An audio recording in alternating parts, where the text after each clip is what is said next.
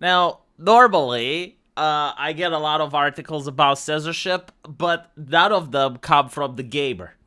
If you're not aware about what the gamer is, it's a extremely progressive publication, very far left, embracing wokeness and all that global homo shit. And they're usually on the side of censorship. They're not the ones complaining about it. Quite the opposite. If a company hires a bunch of freaks to complain about the size of Tifa's tits and decide to nerf them and give it a strong, manly jawline, the gamer will mock you for complaining. They will ridicule you for not liking the game. And so, seeing them for once being against censorship made me intrigued. It's like, what are they talking about? What are they on about? Well, apparently, they're talking about the video game Stalker. The CSG Game World launched the Legends of the Zone Enhanced Edition, right? So they did a remake of the game, or is it called remaster? I keep getting them confused, remake and remaster. But anyway, like they overhauled the graphics, they updated the UI, that type of shit. And of course, this is part and parcel of modern entertainment. People take old games that used to sell, that they have a franchise, they just polish the graphics a little bit, update the engine for modern times, and then just pump up the censorship. I'm generally curious, like, how much are the censors being paid? Because I get the feeling that most of these games, like, have more time spent on analyzing and figuring out what to censor before selling it to the market than they have people, like, analyzing and trying to figure out how to make the game more entertaining. But still, like Stalker, what the fuck would they censor? Like, this game doesn't have tits, right? The first Metro used to have a sex scene in it, so I would understand censorship there. But what on earth could they censor about Stalker? Like, it's a very milquetoast game. Didn't have any controversial content as far as I remember.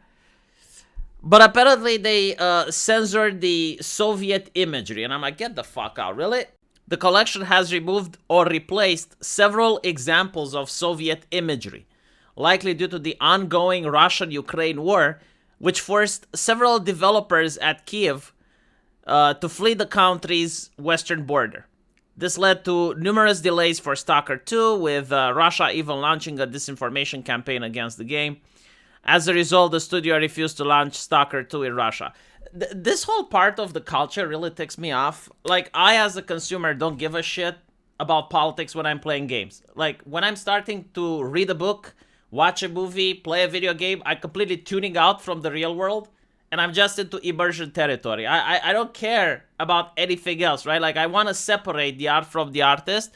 But on Twitter and on Twitch, you had this whole cancel culture event going on at the time, saying that if you buy that video game with the two voluptuous robot ladies, the two plump robot ladies, I forgot the name of it, you're supporting Vladimir Putin, right? So if you're buying that game, it's almost like you're buying a Russian tank and sending it into Ukraine.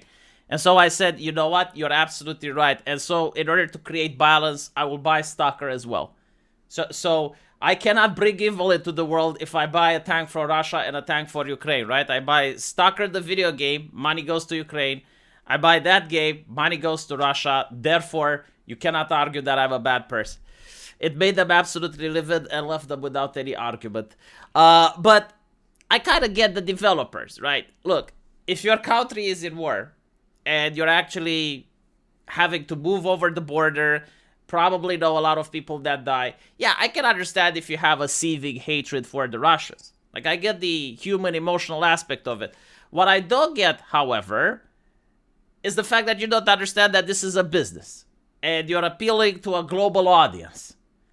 And so, when you are remaking a game that's already made and you're just like removing Soviet symbolism, most people are left confused. Like, what the fuck are you doing? Because here's the thing.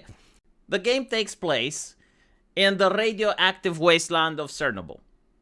Chernobyl is the hallmark of Soviet failure.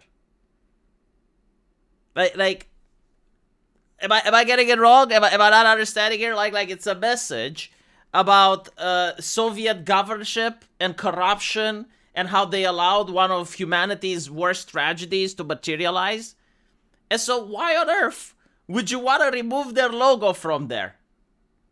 I mean, I flat out don't get it. You know, imagine a umbrella company, right? Like a pharmaceutical company that poisons people, and you want to remove the logo umbrella from one of their hugest disasters.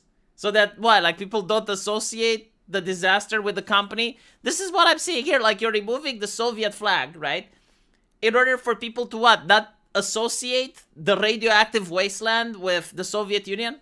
Isn't that the fucking point, though? Don't you want that to happen? Do you want people to associate the nuclear reactor with Ukraine?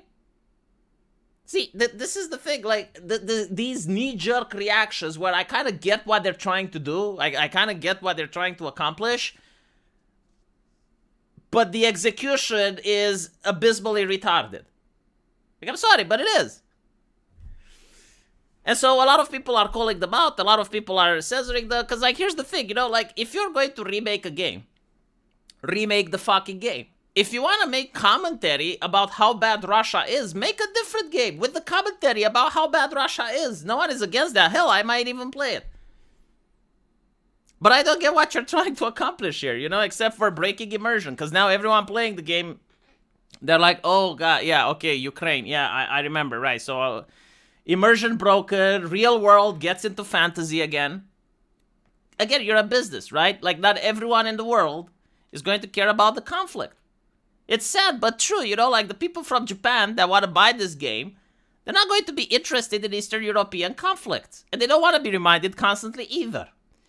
Now, what you can do is make another game with another story, you know, catered around the Eastern European conflict, sure. And one more thing that's really bizarre to me is, like, why are you removing the Soviet flag? Like, you're fighting the Russian Federation right now. The Russian Federation themselves disavowed the Soviet flag. That's why they changed it. I don't know. It just makes no sense. A lot of people are saying that this is a controversy. I do think that people are just sick and tired of performative censorship.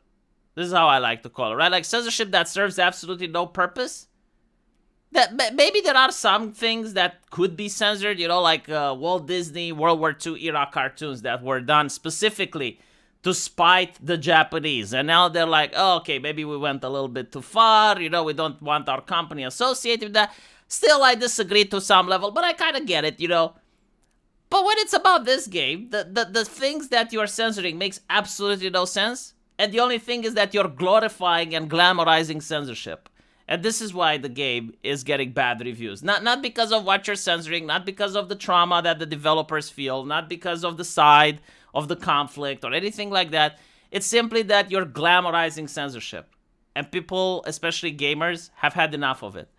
Let me know what you guys think, though. And as usual, I will see you in the comment section. Take care.